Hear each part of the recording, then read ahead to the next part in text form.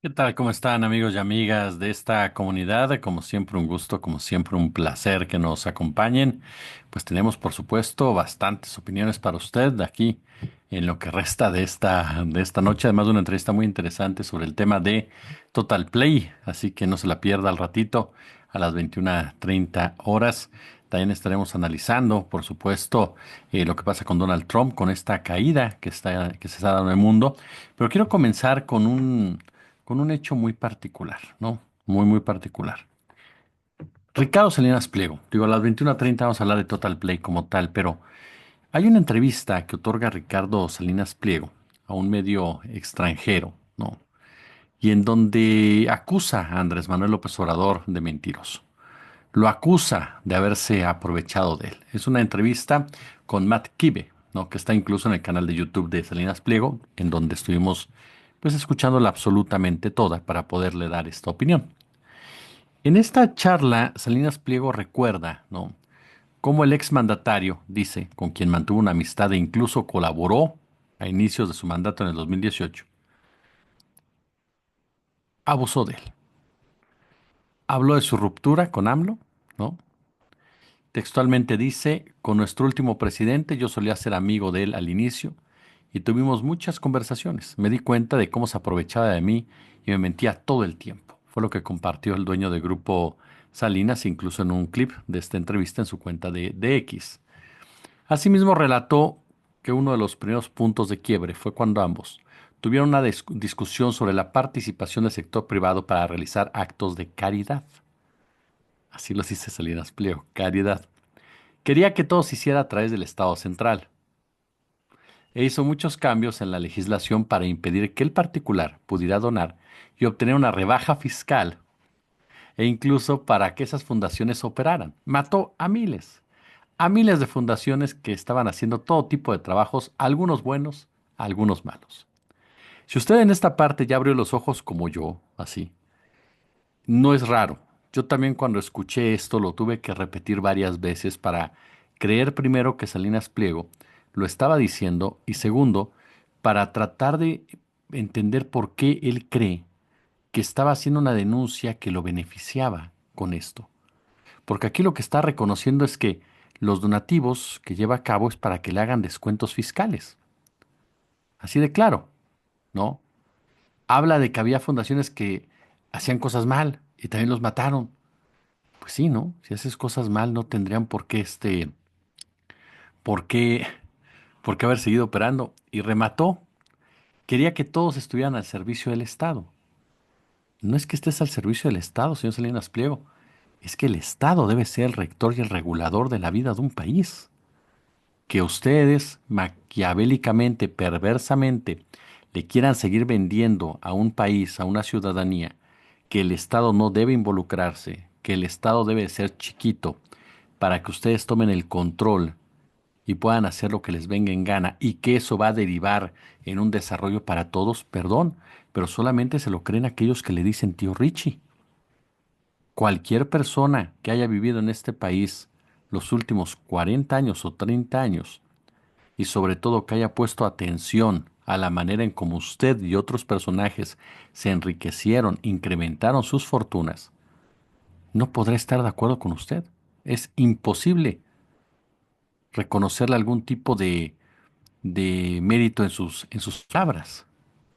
Obviamente Salinas Pliego pues acusó un uso clientelar de los programas sociales emprendidos por la llamada Cuarta Transformación. A final de cuentas se subió, ¿no?, a esta ola de declaraciones que no les ha funcionado para nada y que incluso me parece que revela mucha de su frustración, pero también de su ignorancia al momento de discutir y debatir sobre conceptos básicos de política social, sin dejar de lado la falta de respeto constante a la población a la que tratan literal, como, como niños, ¿no? Literal como gente que solamente está esperando a recibir un tipo de apoyo, porque eso es uno de los puntos más débiles de la oposición.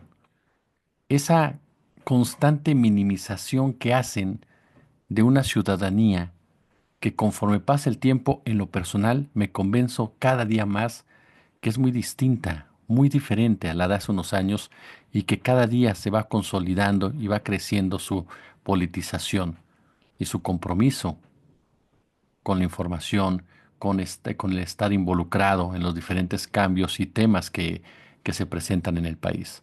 Nos falta mucho, sí, nos falta mucho, pero hay esa plena intención y, y ese pleno interés, algo que estas personas no entienden. Y luego Salinas Pliego sabe con qué remató en esta parte de la entrevista. Cuando este señor Kibe, que bueno, obviamente ahorita le comentó de la entrevista como tal, pero este señor Kibe dice, así puedes comprar los votos. Y él contesta, sí, absolutamente dejando, haciendo creer y queriendo crear esta narrativa muy común en todas las ONGs y todos los periodistas vinculados con la red Atlas que manejan, por cierto, los Salinas Pliego en México, de que la victoria del 2024 fue una compra de votos, porque no pueden aceptar que el pueblo no los quiere, porque no pueden aceptar que la mayoría los repudia, porque no pueden entender que lo que pasa en su círculo social no es México. Un fenómeno que usted seguramente recuerda se presentó mucho en las elecciones.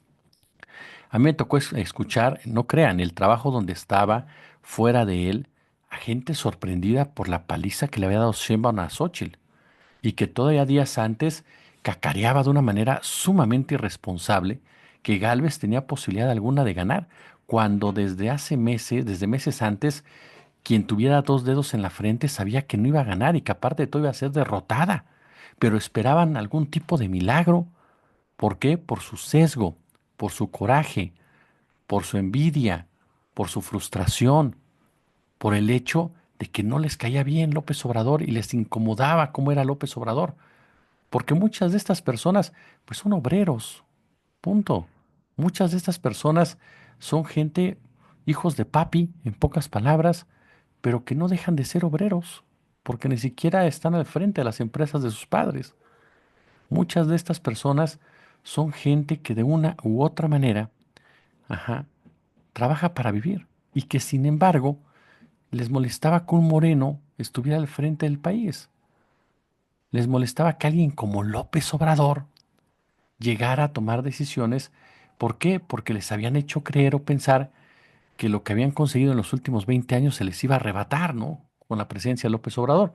Y como no pasó con la de López Obrador, pues entonces tendría que ser con la de Claudia Sheinbaum. Bueno, pues Salinas Pliego representa a todo este sector bastante hueco en sus ideas, perdón que lo diga así tan burdo, pero bastante limitado, incapaz de poder salir de su zona de confort, incapaz de poder salir de ese círculo que los lleve precisamente a un conocimiento real de la situación del país, que los lleve a entender por qué la gente decide votar a favor de un proyecto de nación y darle la espalda a un grupo de oligarcas que solamente son aplaudidos por aquellos que ilusamente aspiran algún día a estar sentados en la misma mesa para besarles la mano y someterse precisamente ante sus designios. Hay mucho que comentar de estas expresiones de Salinas Pliego. Entre ellas, por supuesto, ¿no? El constante ataque a la figura del Estado. Para que un país pueda funcionar, el Estado debe ser fuerte. El Estado debe de ser el que regule, el que intervenga, el que dinamice las relaciones políticas y económicas. ¿Eso quiere decir que es un Estado que daña? No, en ni lo mínimo. Es un principio básico. El Estado cuida los intereses colectivos. Si el Estado no está presente, se imponen los intereses individuales y así nos ha ido en los últimos años. A mí todo aquel que me sale con esta verborrea salinista de que no, es que antes le digo, ¿antes qué? Antes tus padres perdieron todo por las crisis. Antes tú tenías un trabajo muy mal pagado por las crisis. Antes, ¿qué? No, estábamos mejor. ¿En qué sentido? ¿En qué estábamos mejor?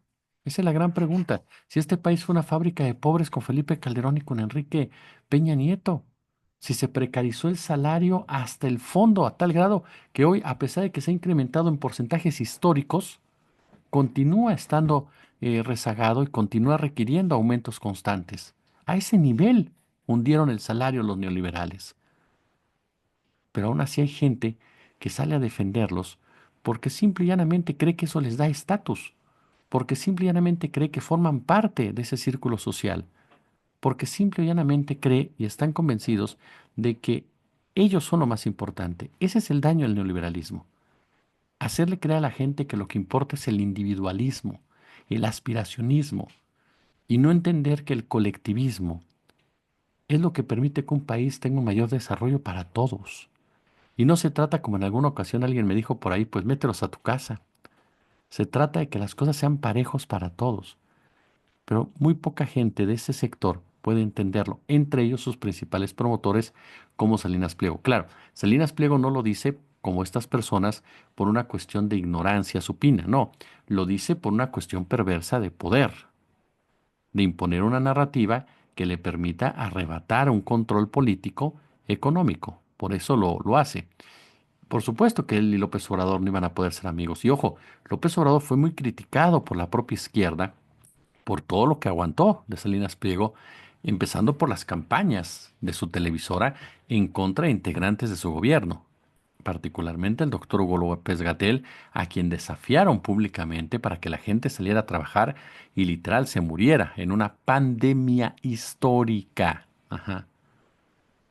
O en los famosos libros de texto, cuando se lanzaron burdamente en contra de los mismos, y muchas otras cosas en donde incluso el expresidente fue señalado por no ser tan duro con Javier Alatorre como sí lo fue con otros periodistas quienes de forma responsable habían lanzado críticas.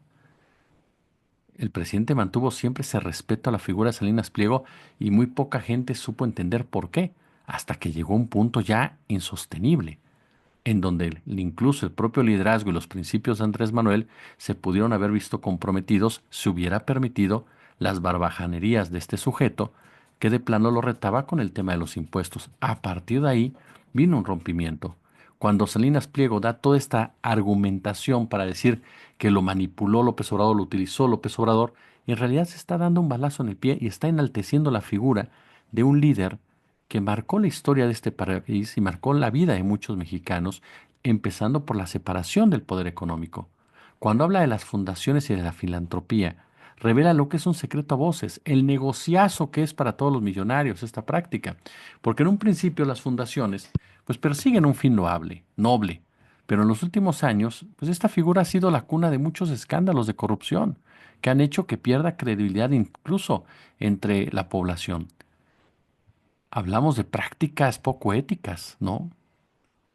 Mediando la figura de la fundación de la filantropía. Detrás de muchos escándalos financieros surge el nombre de una o varias fundaciones que son usadas por multinacionales, por grandes fortunas, como refugios de fondos, como perceptoras de subvenciones, como beneficiarias de un trato fiscal, de un trato contable ventajoso. Y esto no acaba ahí. Es un secreto a voces que algunas fundaciones se utilizan para desarrollar actividades mercantiles que no tienen nada que ver con los fines para los que fueron constituidas, todo con el objetivo de lucrarse y evadir impuestos. Y dichas prácticas enfurecen, por supuesto, al pequeño y mediano empresario, a las pymes, que denuncian su situación de competencia desleal a causa del trato preferencial y de las subvenciones que las fundaciones reciben. La población también, por supuesto, se queja, denuncia y percibe cómo las empresas grandotas y los bancos se lavan la cara del salvaje capitalismo, de la brutal especulación y acumulación que practican mediante mediante la creación de fundaciones filantrópicas. A pesar de que por ahí ayudan en algunas cosas, pues no se compara con el daño que hacen en realidad. Hay siempre un fin oculto de estas fundaciones como estrategia de marketing, que es lo que pasa con la de Coca-Cola o la de Telmex o la propia Fundación Azteca, en donde las multinacionales, en donde los bancos, pues depositan lo que para ellos es una limosna, con tal precisamente de poder anunciarlo en los medios. También existe la percepción de que el patronato de dichas fundaciones podría recibir desmesuradas compensaciones económicas ilícitas, contribuyendo obviamente a una cuestión incluso ideológica. Es decir, estamos hablando del uso de la filantropía y las fundaciones para un fin completamente oligárquico. ¿Por qué? Porque ninguna busca una justicia social. Si alguna buscara una justicia social, otro gallo cantaría. Pero no, esas dos palabras no vienen en ninguna de las reglas o reglamentos internos de estas fundaciones. Y al hablar del Estado, que tanto le duele a Salinas Pliego, a ver, desde una perspectiva macrohistórica, ya que el tema de la libertad le gusta mucho al señor, la libertad está vinculada a tres momentos. El primero, que es el proceso de la independencia latinoamericana durante las primeras décadas del siglo XIX.